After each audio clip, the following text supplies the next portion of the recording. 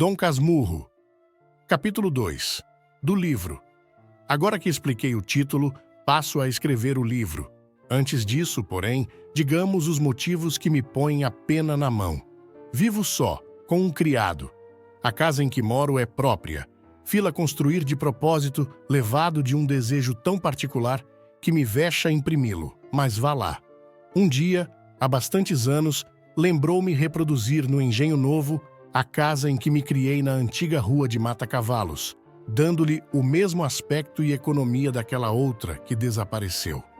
Construtor e pintor entenderam bem as indicações que lhes fiz. É o mesmo prédio assobradado, 3 janelas de frente, varanda ao fundo, as mesmas alcovas e salas.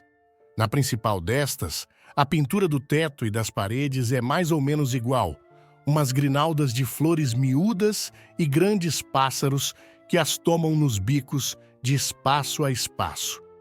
Nos 4 cantos do teto, as figuras das estações e ao centro das paredes, os medalhões de César, Augusto, Nero e Massinissa, com os nomes por baixo. Não alcanço a razão de tais personagens.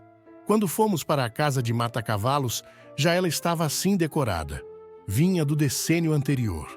Naturalmente era gosto do tempo meter sabor clássico e figuras antigas em pinturas americanas. O mais é também análogo e parecido. Tenho chacarinha, flores, legume, uma casuarina, um poço e lavadouro. Uso louça velha e mobília velha. Enfim, agora, como outrora, há aqui o mesmo contraste da vida interior, que é pacata, com a exterior, que é ruidosa. O meu fim evidente era atar as 2 pontas da vida e restaurar na velhice a adolescência. Pois, Senhor, não consegui recompor o que foi nem o que fui. Em tudo, se o rosto é igual, a fisionomia é diferente. Se só me faltassem os outros, vá. Um homem consola-se mais ou menos das pessoas que perde. Mas falto eu mesmo, e esta lacuna é tudo. O que aqui está é, mal comparando, semelhante à pintura que se põe na barba e nos cabelos, e que apenas conserva o hábito externo, como se diz nas autópsias. O interno não aguenta tinta. Uma certidão que me desse 20 anos de idade poderia enganar os estranhos como todos os documentos falsos, mas não a mim. Os amigos que me restam são de data recente. Todos os antigos foram estudar a geologia dos Campos Santos. Quanto às amigas, algumas datam de 15 anos, outras de menos, e quase todas creem na mocidade. 2 ou 3 fariam crer nela AOS outros, mas a língua que falam obriga muita vez a consultar os dicionários, e tal frequência é cansativa. Entretanto, vida diferente não quer dizer vida pior. É outra coisa. A certos respeitos, aquela vida antiga aparece-me despida de muitos encantos que lhe achei. Mas é também exato que perdeu muito espinho que a fez molesta. E de memória, conservo alguma recordação doce e feiticeira. Em verdade, pouco apareço e menos falo. Distrações raras. O mais do tempo é gasto em hortar, jardinar e ler, como bem e não durmo mal.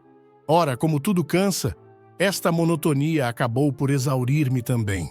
Quis variar e lembrou-me escrever um livro. Jurisprudência, filosofia e política acudiram-me, mas não me acudiram as forças necessárias. Depois, pensei em fazer uma história dos subúrbios, menos seca que as memórias do padre Luís Gonçalves dos Santos relativas à cidade. Era obra modesta, mas exigia documentos e datas, como preliminares, tudo árido e longo. Foi então que os bustos pintados nas paredes entraram a falar-me e a dizer-me que, uma vez que eles não alcançavam reconstituir-me os tempos idos, pegasse da pena e contasse alguns. Talvez a narração me desse a ilusão, e as sombras viessem perpassar ligeiras, como ao poeta, não o do trem, mas o do Fausto. Aí vindes outra vez, inquietas sombras. Fiquei tão alegre com esta ideia que ainda agora me treme a pena na mão. Sim, Nero, Augusto, Massinissa, e tu, grande César, que me incitas a fazer os meus comentários, agradeço-vos o conselho e vou deitar ao papel as reminiscências que me vierem vindo. Deste modo, viverei o que vivi e assentarei a mão para alguma obra de maior tomo. Eia, comecemos a evocação por uma célebre tarde de novembro que nunca me esqueceu. Tive outras muitas melhores e piores, mas aquela nunca se me apagou do espírito.